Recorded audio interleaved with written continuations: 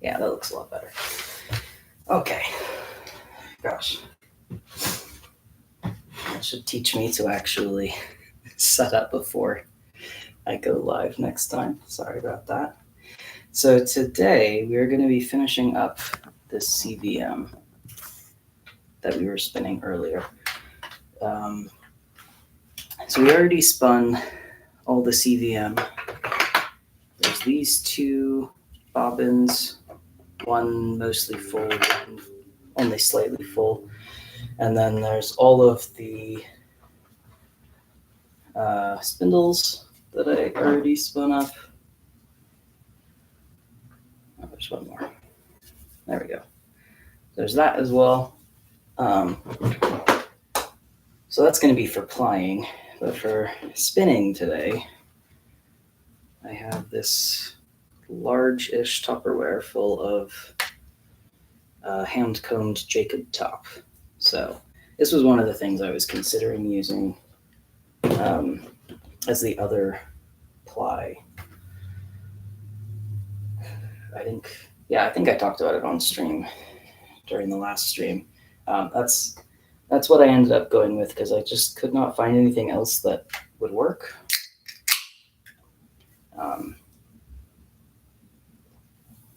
This worked fine.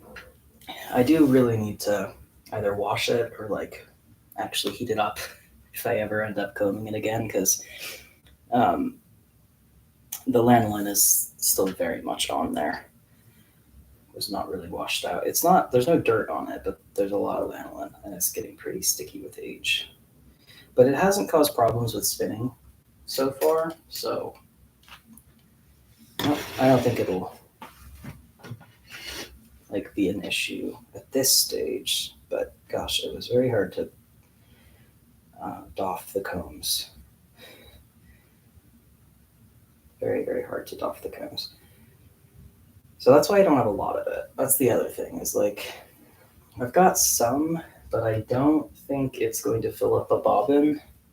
It's been a while since I've worked with hand comb top on my wheel, to be fair.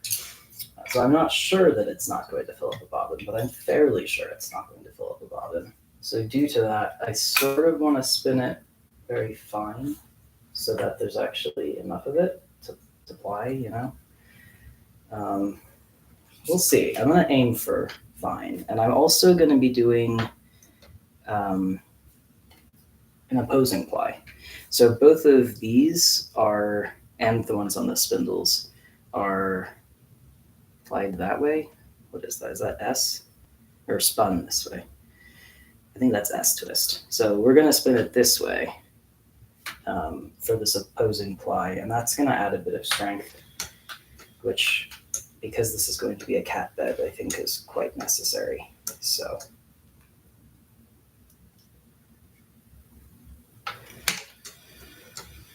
might have to switch this to the bigger whorl. Hopefully not.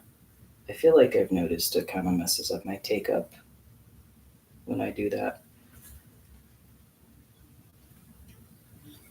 Which I think part of it is just the fact that you can't move, there's not enough room for adjustment for this on the smallest whorl. The drive band is all the way at the end of, at the rim, which means you're losing some energy, which means it takes more effort to treadle, which is exactly what I'm trying to avoid. So I try not to use my smallest whorl due to that.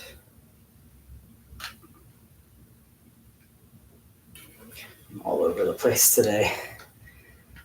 I've done small amounts of many different projects, which typically is hard for me to follow.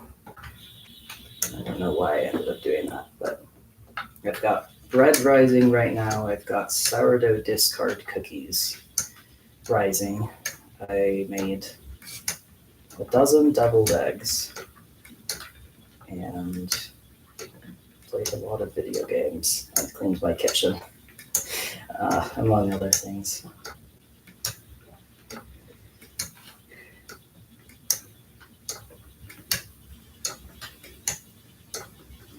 But yeah, hopefully I'll settle in soonish.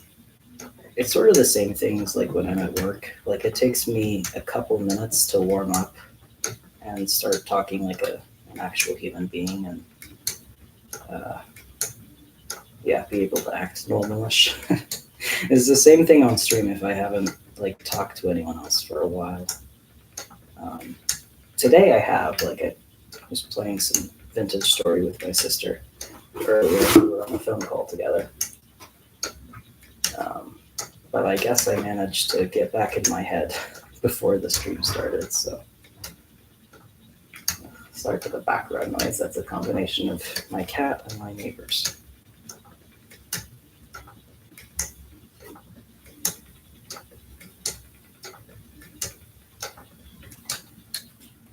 Turn this a- There we go. Come on, man. Just like I don't care about your sound quality. I want to run my claws over cardboard. One of her biggest joys.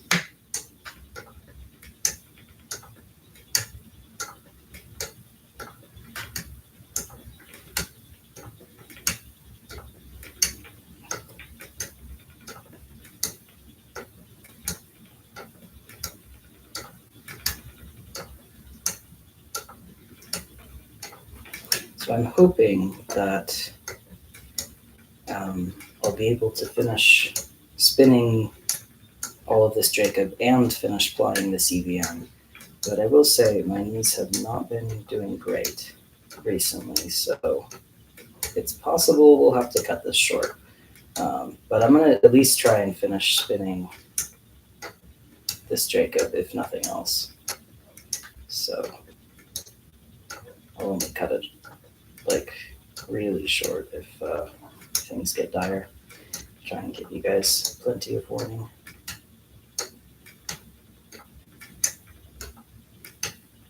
I've been in such a painting mood recently, and yet have not painted a single thing. Because like every day I get home and I'm like, I need to do some art to get all of the work out of my brain. You know how it is. So I like run through my options. I'm like, I don't know, I could cook. That's a lot of effort. I could paint. I have to get all my stuff out. That's a lot of effort. Or I could just like crochet something very mindless. And that's what I've been doing. I finished a crochet bag recently, finished some knit socks and started another pair of socks, started another crochet bag, that sort of thing. So even though I really want to be painting, I just haven't actually painted anything. Hopefully soon, but I don't know. Painting is a lot harder than it used to be. I think because I don't do as much like drawing as I used to. Really very little drawing most of the time. Pretty much only draw if I'm at work and I forgot my project. And then I'll doodle all day. But if I bring my project, then I'm working on my project, I'm not drawing.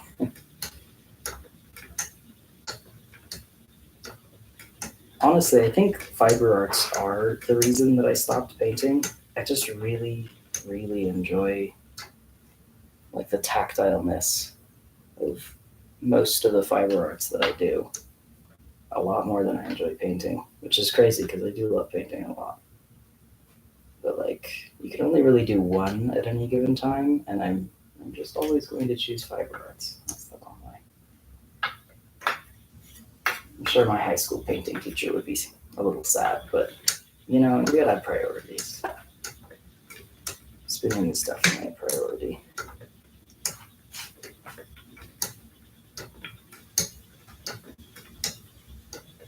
Oh, hello. Nice of you to join.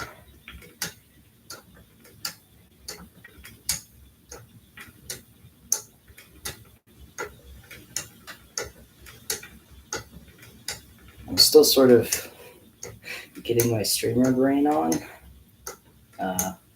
so I might be a little quiet initially.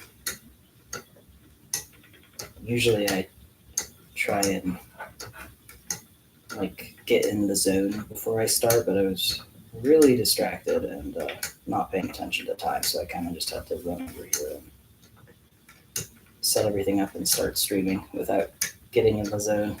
And I feel a little awkward due to that.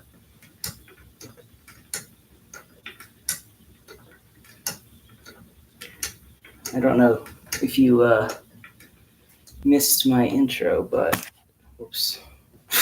That's not what I was trying to do. Hang on. That's what we're spinning at the moment. I just dropped some. It's some hand-combed Jacob top that I've been combing over the last week or two.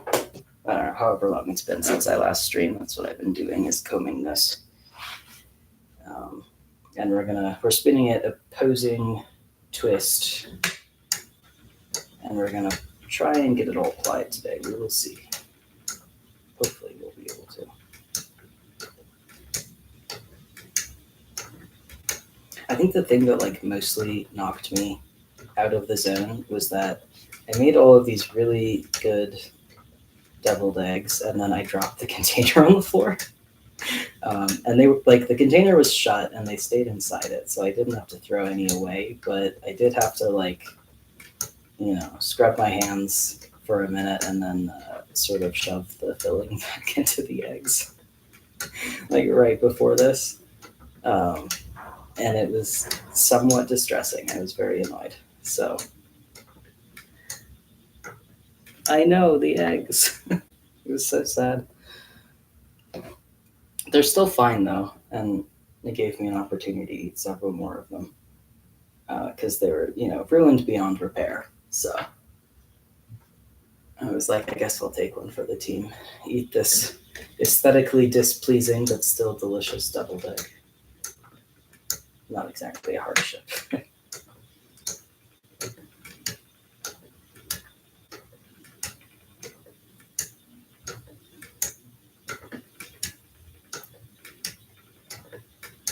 That's the one important thing. Yeah, it is. They gotta still be edible. If I'd actually like dropped them on the floor, like, and they'd come out of the container and gone everywhere, I would have been so sad. It took me so long to peel those eggs. And also, like, I found out a while ago, probably 24 deviled egg batches ago, that if you hard boil old eggs, like eggs that have been sitting in your fridge for a couple of weeks already, they peel way easier than fresh eggs. Pretty consistently, not always, but pretty consistently they peel easier. So I was like specifically letting these sit in my fridge for a while too. And if I were to go make more, they'd be such a pain to peel because I used all the eggs in my fridge. So yeah, I would have been very sad indeed if I'd lost them. Thankfully I didn't, but they do look a lot worse for wear.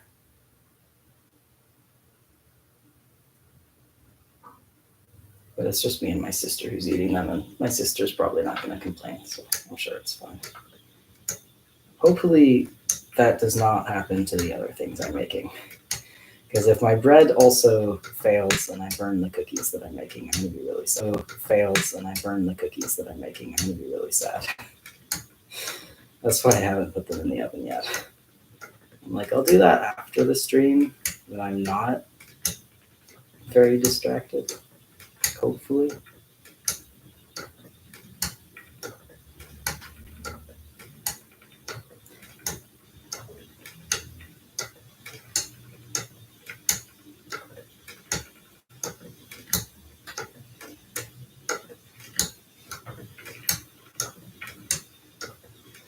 So I'm trying to spin this Jacob very thin because I was thinking like I'm kind of gonna have to stretch what I have to actually be able to ply all of this, but I'm only like, I haven't made a dent in it yet, and I have made a dent on the space on the bobbin. So I actually may have made a mistake there. I guess we'll see. I do have some like vague odds and ends I could always like use this on if I have extra, but I don't know. The whole like point of the 2-ply was to even it out, not to bulk it up. So, or not of the 2-ply, of the extra ply on there, other than the 2 plies that I've already spun. And this will definitely even it out because it's, you know, being hand comb top, it was pretty damn easy to spin evenly. It's certainly a lot easier compared to the batt that I was spinning, the CVM batt. It's like night and day in comparison.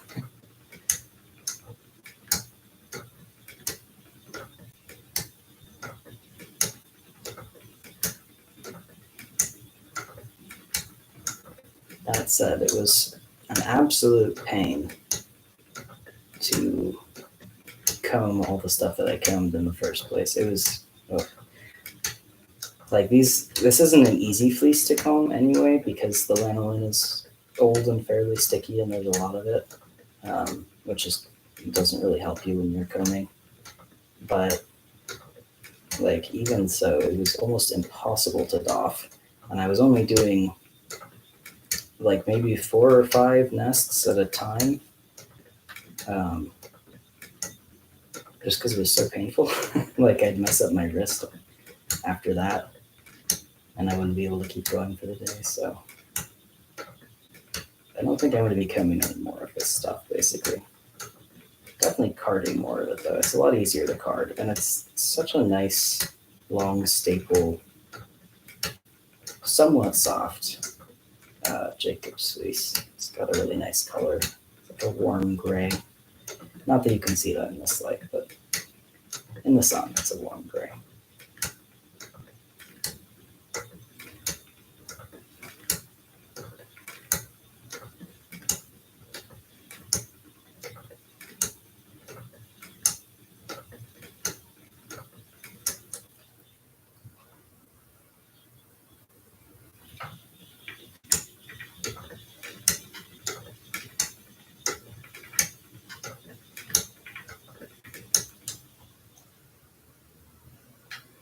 I was sort of trying to grade this fleece by color when I was combing it. And I think it worked. So there might even be a bit of marling and striping in the final yarn, which would be really cool.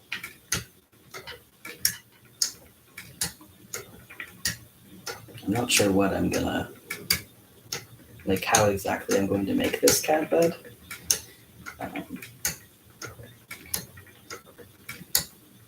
Because I think I'm gonna stuff it for one thing. So if I stuff it, I don't have to worry about how thick it is. So I could just knit like a nice dense stockinette or maybe garter stitch, but I think my cat's claws might snag on that a little more. It's not quite as easy to clean. So probably stockinette. And I'll probably just like knit sort of a bag and then stuff it and then sew.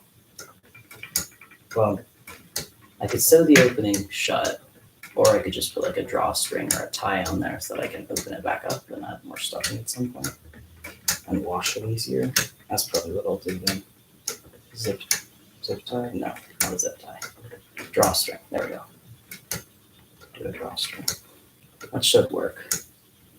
My cat does have a habit of chewing drawstrings, so it might not. We'll have to see. I guess I could also do buttons, maybe. Many options.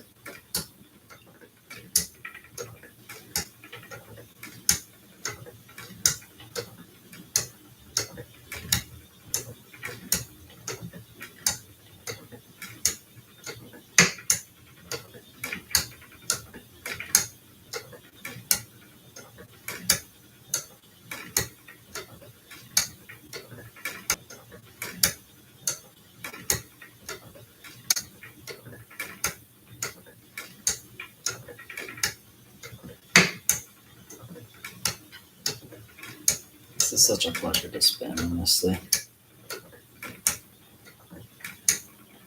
There's just something about hand comb top that is so nice to work with. Like in stark contrast to machine combed top, which as far as I can tell is just roving. Like I've spun a fair amount of roving and a fair amount of machine combed top in my time, and I never really noticed a difference. But there is a huge difference between machine comb top and hand comb top. Like they're not really comparable at all.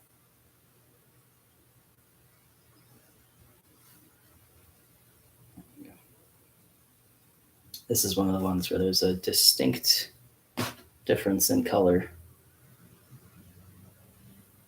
Like you can definitely tell that's quite a bit darker. So that'll be fun. I might actually just split this in half to give myself more stripes.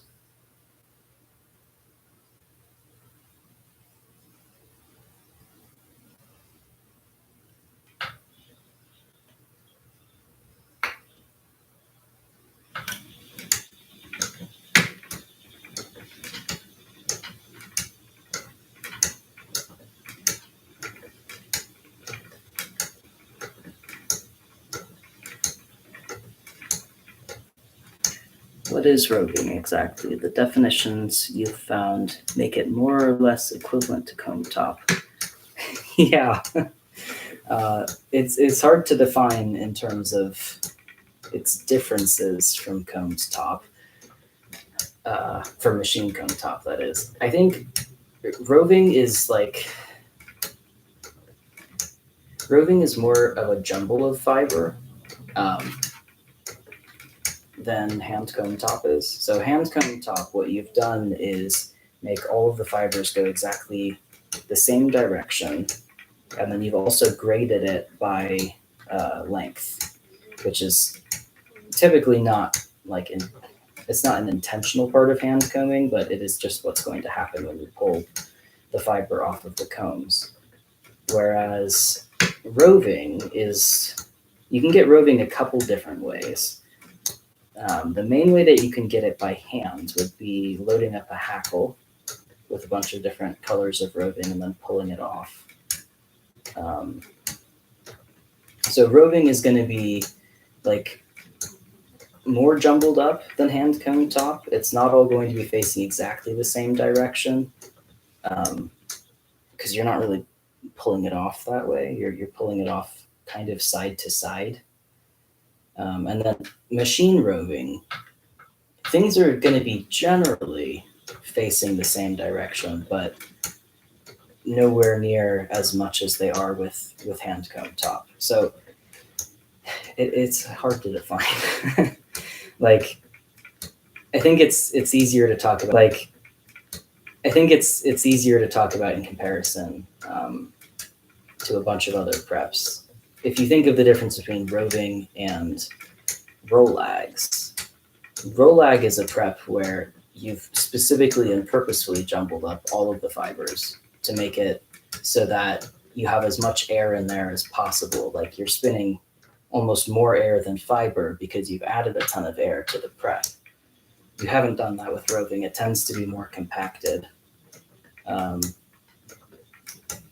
It tends to be a little bit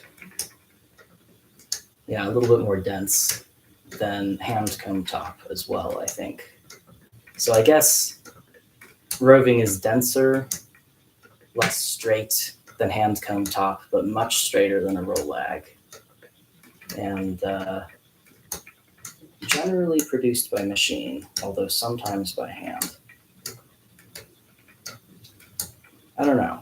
I don't think that's a very good explanation. I'm not quite satisfied with that explanation, but I'm not sure how else to explain it.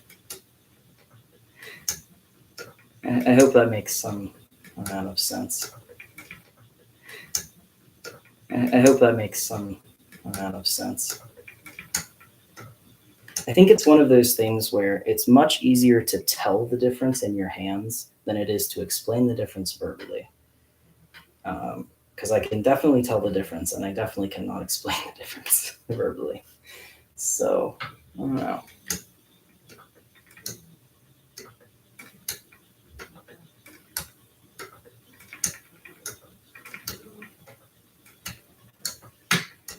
One thing I really like about this fleece is that it's got a very clear difference in terms of texture between the white fibers and the gray fibers, which is, I mean, it's not really a desirable trait, but it's interesting. Like, I would say this is probably the clearest difference in any fleece I've ever done. Because the white is very nice and soft, and the gray, especially the darker gray, is quite coarse. I always wonder why fleeces do that. I'm sure there's a good reason for it. I just don't know what that reason is. I'm mostly done with the first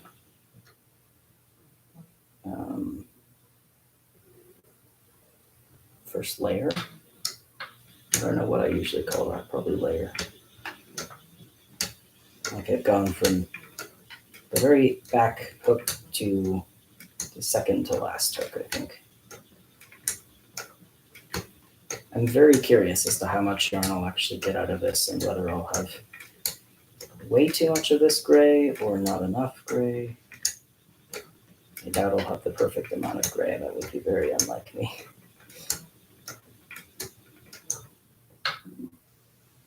I got most of the VM out when I was combing this, but I seem to have missed like random small pockets.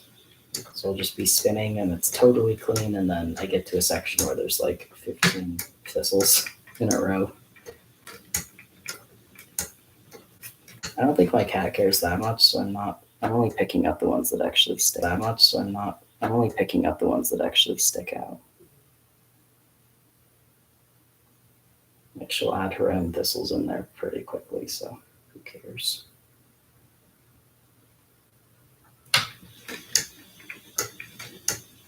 I'm pretty pleased with my color choices because my cat is white, dark gray, and brown. And I've got dark gray, light gray, and brown. So you shouldn't actually be able to see her cat fur on there that easily, which was definitely intended. Because I'm probably not gonna like wash this thing super regularly. So if it can look clean, even though I haven't cleaned it, that's definitely preferred.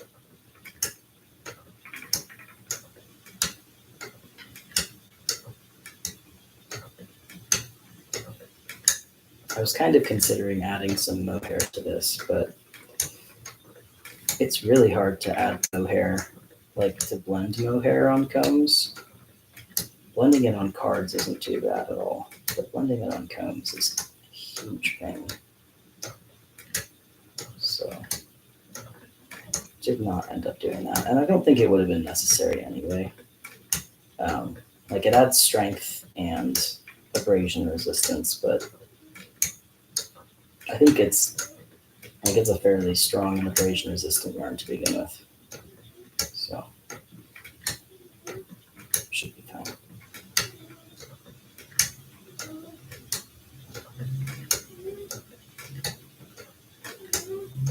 So I started knitting another pair of socks on Thursday, I think. And they're going well, I think. It's hard to tell. I burned my thumb like immediately after starting them, and I burned it right on the spot that I used to push stitches off of the needle, like off of the left needle and onto the right needle. And the yarn is very scratchy. And so I sort of like, just through the course of knitting normally, sort of rubbed my thumb totally raw. And now I'm fairly certain that the reason that happened was because I had already injured the skin by burning it. But I'm not positive. Like, it might just be too rough to work with for me. I hope that's not true, because I feel like a rough sock yarn is kind of the platonic ideal for me. because I want them to last a long time before I have to mend them. But like, wow, it's just like totally abrading my skin all the way. It's very painful. You hate it when you hurt your fingers, you use those. Yeah, same. Like anything but my fingers, truly. I don't even mind like knee injuries at this point. It's all whatever. Shoulder injuries, whatever. As long as I can still like knit and crochet, that is what I care about. But then my hands are far and away what I damage the most. It's very frustrating for sure.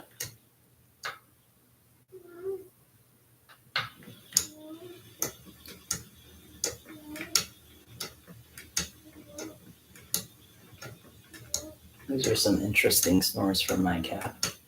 I don't know if you can hear them. I hope not, kind of, because they sound a little alarming. Uh, but she does often snore like that, and she seems to be fine. So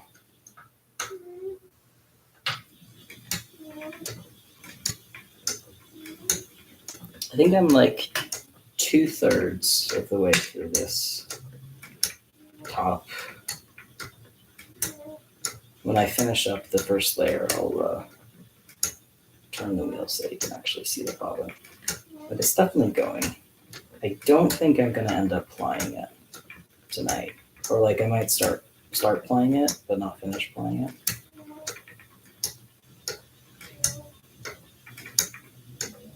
We'll have to see. My ankle's hurting a fair amount at the moment, though, so. It's been about 30 minutes. I definitely have another 30 in me. They're snores, you were wondering. Yeah, they are snores. She is a purveyor of many interesting noises,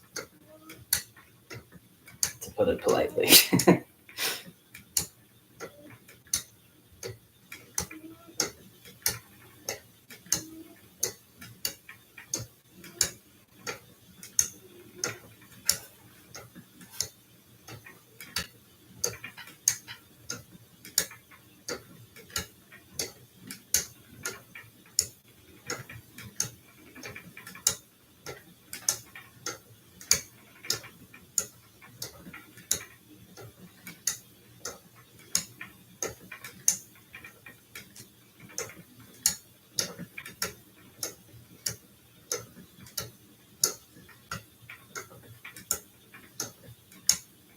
That's what cats are for. It's true. That is their main purpose. That and taking up the bed.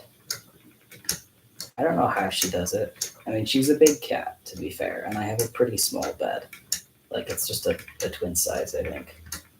But somehow, no matter where she actually is laying on the bed, she can take up the entire thing with no effort, and it takes quite a bit of effort to not take up the entire thing, it seems, because she never actually does that. Like, I don't know. I'm always squeezed into one corner of my bed, super uncomfortable with my legs falling asleep, and then she's stretched out, like taking up the entire other 90% of the bed. Takes a lot of talent, I assume. It is very funny though. Like, I'm almost 6 feet of human, and then my little 3-foot long cat gets the majority of the bed, simply because I feel bad moving her, which I do. And she's very heavy and not easy to move, which doesn't help.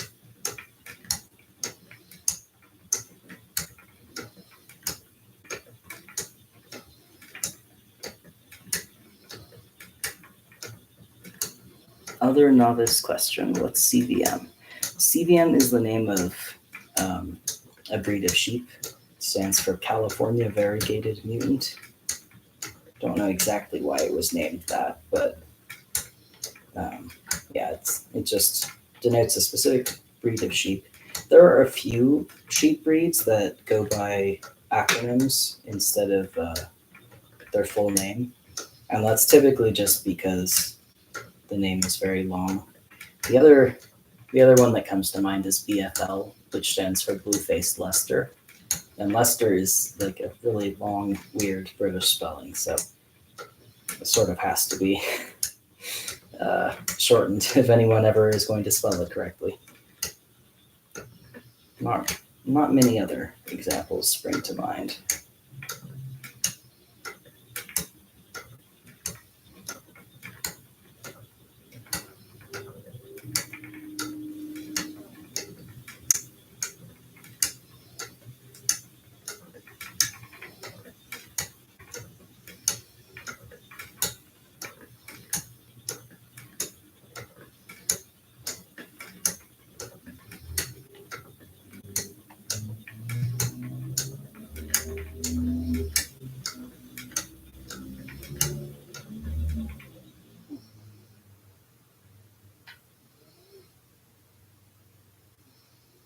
Just let the yarn go way too thin.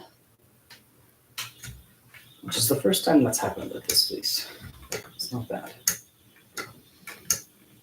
It's happening constantly with the CVM. Just due to the bad prep. I feel like that's how I know I have a decent prep, or like how I know that I've finally started figuring a specific prep out, is that it doesn't run thin all the time. If it does run thin all the time, that's typically a prep problem for me anyway. I do remember having that issue a lot when I was like a complete beginner. It would just always run too thin on me. But then once I figure out how to not let that happen, it pretty much only happens now because of a very inconsistent prep, or just because I slip and make a small mistake.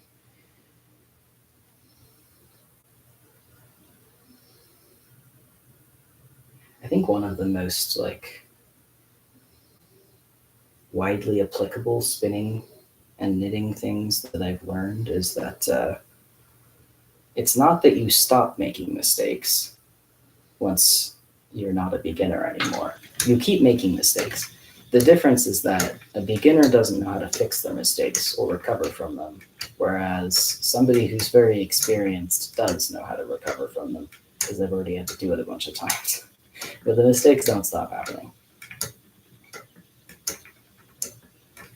I feel like once I learned that, it was a lot easier to pick up other hobbies and to learn other skills.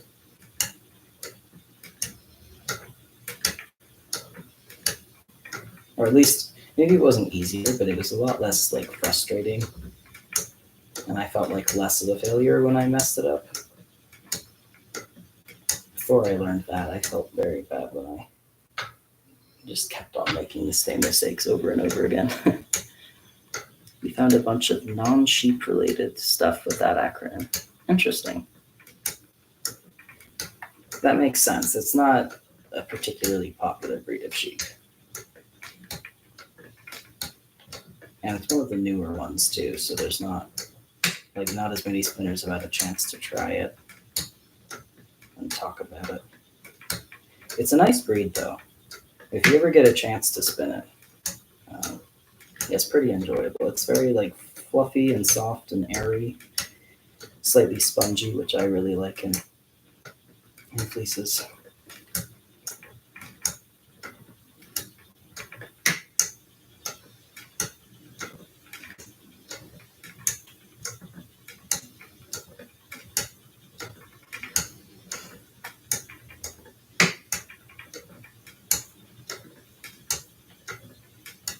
Poor them. Yeah, indeed.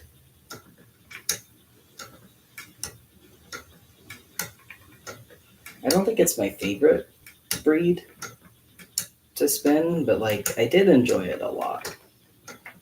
And if I can find some more of it that hasn't been really badly prepared, then I'm definitely gonna try and get some. But the prep was just terrible. Just absolutely terrible. Definitely not buying I don't know, a dubious looking bat. I remember when I was buying the bat, I was like, this doesn't look like a very well made bat, but surely it can't be that bad. Like, surely, if nothing else, I can still card it or something to fix it. Which is technically true, but what I didn't realize was that there's a huge amount of dust and VM hiding in the badly prepared bat. So when I went to fix it, it was just like so much dust everywhere that it was kind of causing allergy issues. So I ended up not doing very much of that. Finally finished the first layer.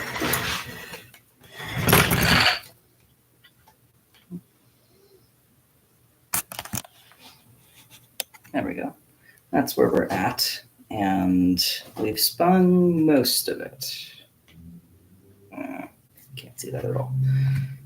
Hang on. This is what I have left to spin, is this handful. So I don't think we're gonna have too much. I think it's looking more likely that we will run out rapidly. That's fine. I mean, I can always like self-play whatever of the CVM that remains. I'm not super bothered. And I don't really mind if it goes from like pure brown at one end to brown and gray at the other end, but that's fine. I don't think my cat will notice, to be honest.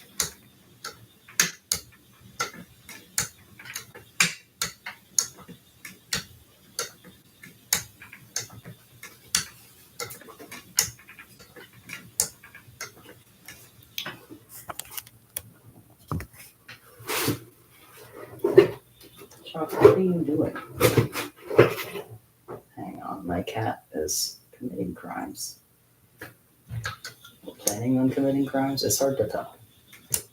I think crimes are imminent. Chuck.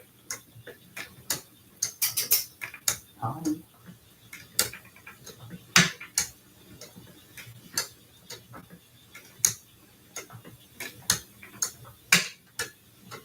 Sometimes she leaves me alone when I'm spinning, but not today. Today she has all the places.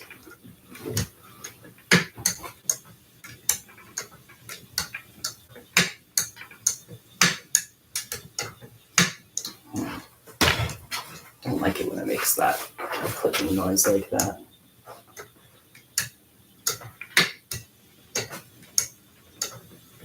I feel like it's something to do with the footman snapping back together, because the footman is kind of held in place by a hair tie that I put on there 4 or 5 years ago now.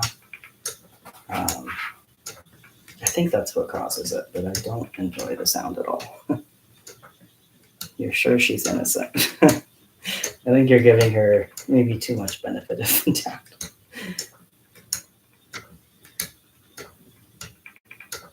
She's a hardened criminal.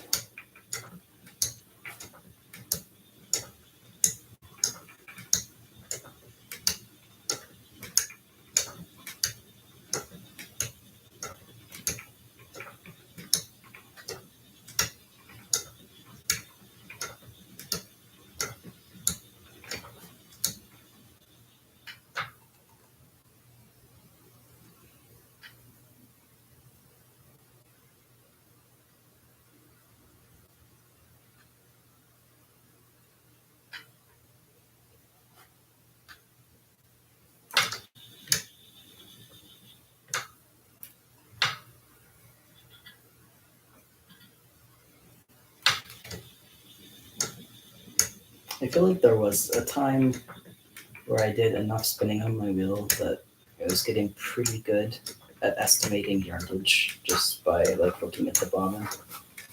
But I think I must be very out of practice because I keep looking at my bobbin and being like, man, I wonder how much I'll get out of this.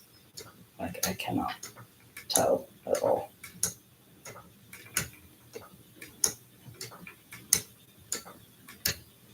Hopefully enough.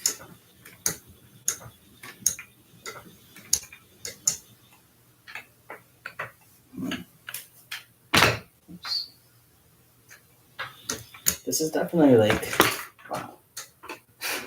This is definitely packed down a lot harder than the other bobbins, so that makes me hopeful I'll have enough.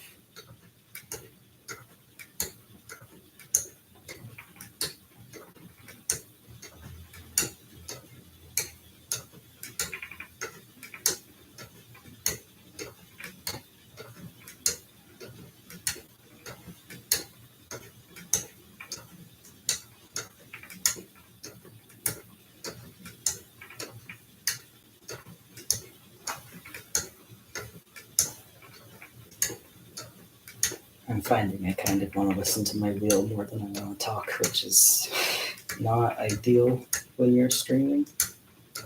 So I'm trying to fight that impulse, but I think I'm probably just gonna finish up spinning this Jacob and then we'll ply it later. And that'll give me a chance to potentially comb a little bit more of the Jacob.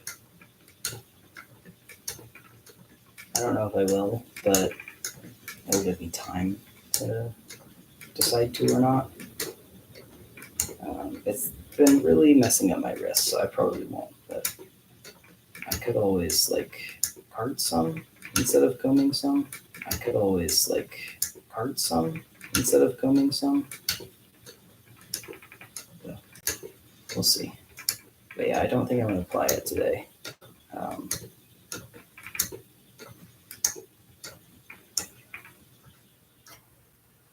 Probably just finish these last 4 or 5 nests.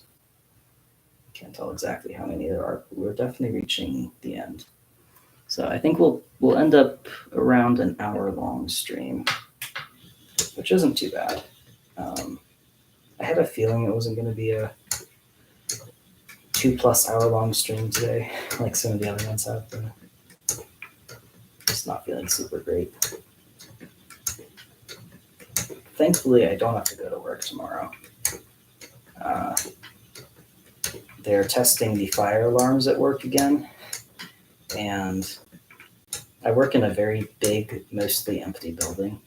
So when they test the fire alarms, it takes all day because they're testing all these different fire alarms, and each one has to be tested for a certain amount of time. So, but it's incredibly loud, and it usually gives me an insane migraine, like instantly. And I told my supervisor that, and she said I could just not come to work. Because pretty much what would happen is I'd come to work, they'd start doing the fire drills, and then I would have to go home sick and probably take several days to recover. So instead, I'm just not going to work at all tomorrow, which I'm very happy about because I don't want to go to work anyway. I want to hang out at my house a little bit more. So pretty pleased about that.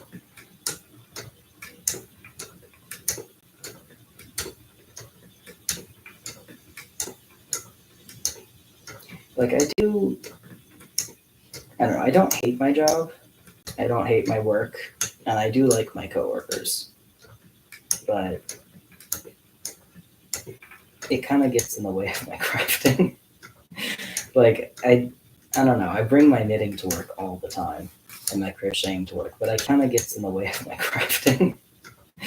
Like I don't know, I bring my knitting to work all the time and my crocheting to work, but I can't exactly like ignore a patient trying to check into their appointment so that I can knit. Like that would not fly. So I'm constantly interrupting my knitting or crocheting to do my actual job, and then I'm always sitting there thinking, man, I wish I was at home so I could like just knit and not have to worry about patients.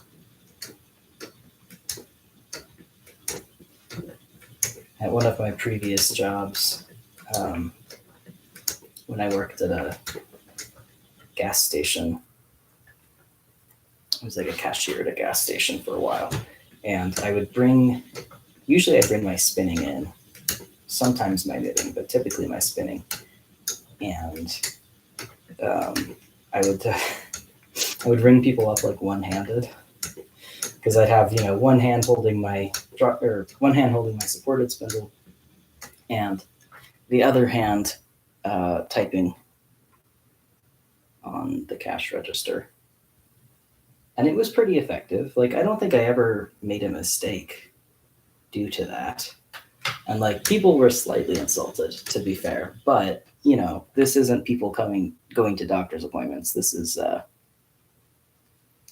people getting their drinks at a gas station. So it's like, who gives a shit?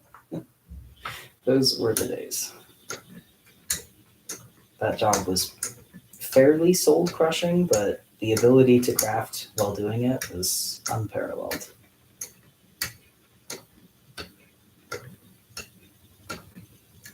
I think the main reason I even have to put my stuff down at work is like, doing my job takes a lot of mental energy and doesn't really leave any left over for crafting. So like, even when I'm answering phone calls, technically my hands are free. I'm still typically not like knitting or anything like that.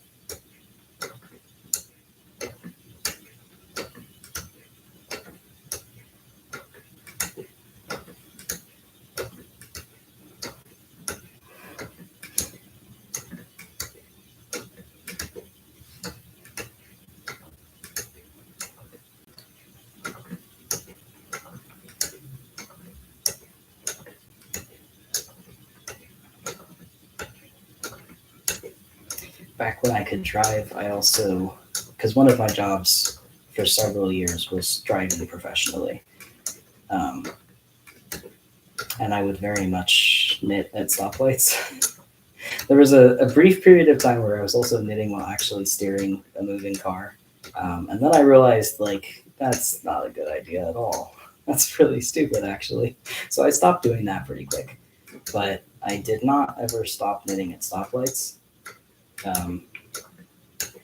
Mostly because it's like, the stoplights here last for about 3 minutes. Like, you're going to be sitting at a red light for 3 minutes in this state. It's not the case where I grew up. Like, I wouldn't knit at the stoplights in California because those ones are, 30 seconds maybe. So that just gives you a lot of time to fumble around for your knitting, and then like by the time you actually start knitting, you're moving again. So what's the point? But here, they last so long, and I was driving all day, and then I would get really, really bored. So I was always knitting at stoplights, and it didn't ever actually cause me any problems. But I would get really worried. I get really in my head about it and be like, what if this is dangerous? And I'm still sort of on the fence about that. Because, like, I don't look at my hands when I knit. So I was still looking at the road. My hands were still on the wheel, although they weren't holding it the right way. But I think it's more like my attention was divided, and that's what you don't want to have while driving. So it's probably not great. But I also don't drive anymore. That said, I don't drive a car anymore, but I do drive my power chair, which is technically not a vehicle, but is steered as opposed to like walking like I was doing before. So they say not to text and drive, but they don't say anything about knitting. See, that's what I'm saying. Like, you started to take your spindle out since you found a case that doesn't make you scared of breaking it. But what if you have to abruptly stop spinning to hold something? What then? Exactly. I'm glad you found a good case that works. That's often what stops me bringing my spindles out as well, is because I'm worried about breaking them.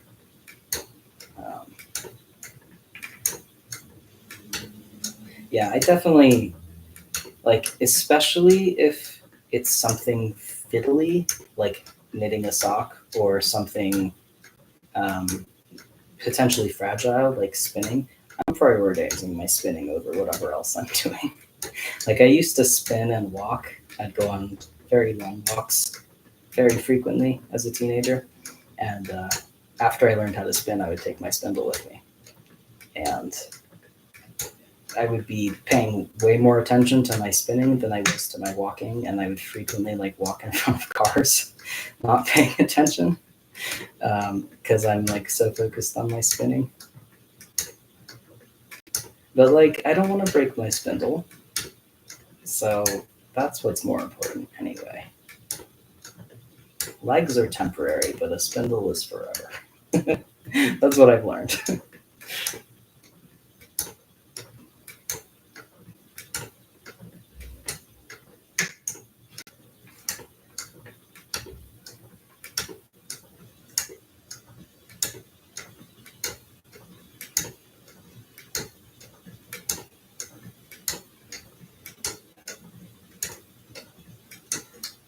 And I do think that, like, if I did have to look at my knitting, then that would be a very different story. Like knitting at a stoplight, it'd be very different indeed. But since I was looking at the road the whole time, like, does it actually affect anything? I don't think so. I think once you learn how to do something without looking at it, you can do that thing in a lot more situations.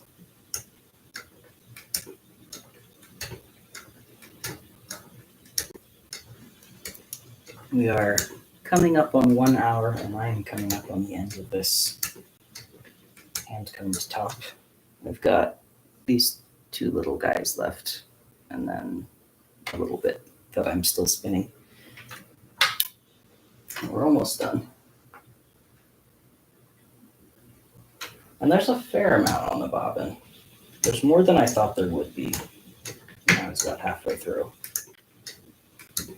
So I think it'll be almost enough, and then I'll just have the rest of it be brown, and that's fine.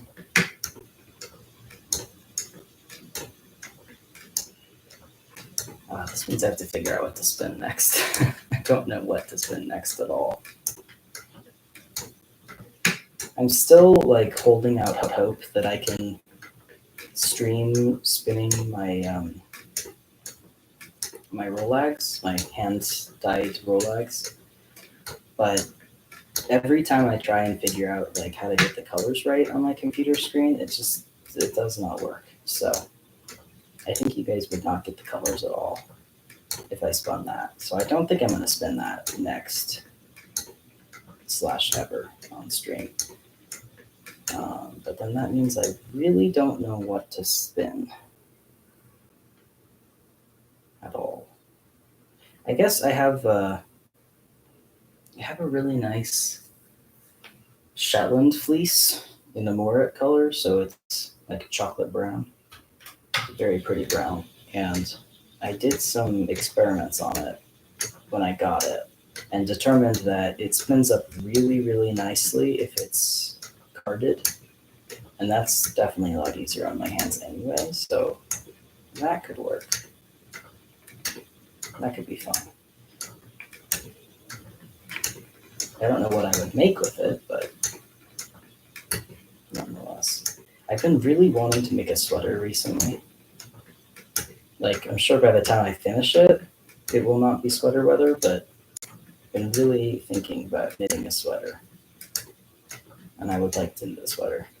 So, could potentially do that. I think it'd make a really nice, like, cabled sweater, because it is all one color, which lends itself to cables. And I could do, like, a nice, I don't know. I actually don't remember the ply that's best for cables. I feel like it's 3-ply, but I'm usually wrong when I guess on that, and then I go check the reference book, and I'm like, yeah, that was wrong. So we'll have to see. But I do think that would be a pretty good spinning project, so I think I will look into that. Of course, next stream will just be plying, finishing this up, because I'm certainly not going to start a new project with all of my bobbins occupied. But after that, we will see. There will be more sweater weather eventually. Exactly. And if I take long enough, then it will be sweater weather by the time that I'm done. Like I've got a built-in, 10 months of potential procrastination on that. So should be fine. On the last little ball or nest of hand cut top. So I'm going to be wrapping up in a minute or two, although I'll show you the bobbin, of course. One thing that I will have to do, since all my bobbins are occupied, is I'll have to figure out something to put this little bit, this like mostly empty bobbin on. So I might like either start the next string by doing a plying bracelet or something, or like winding everything onto that, or that onto something else, or I might do it ahead of time. But definitely some more prep work before I can actually ply this. It's one of the sad things about only having 3 bobbins, but liking to spin 3 plies. I've been considering getting a 4th bobbin for this wheel since I bought the wheel, but the whole time I've been thinking like, well, I don't know if we'll actually get any use out of it. And I don't know how long I'll be able to spin anyway. But then I keep being able to spin, and I keep cursing the fact that I only have 3 bobbins. So maybe I should just bite the bullet and buy another bobbin. They're not that expensive. They're not cheap, but it could certainly be worse. All right. So here's what we got. It's super uneven, but it's not bad. And it is really nice and fine. I wonder if I can... I don't know if you can actually see the texture of the yarn there, but it's even. It's quite fine. I'm very pleased with it. It was like 5 afternoons of combing. So that's a little disappointing that I got it all spun in under an hour, but oh well, that's okay.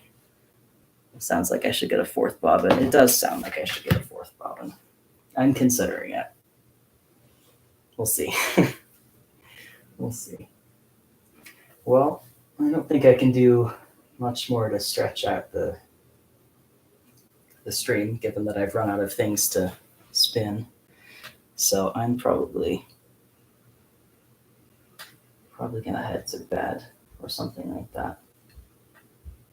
I hope you have a good afternoon, or whatever time of day it is for you.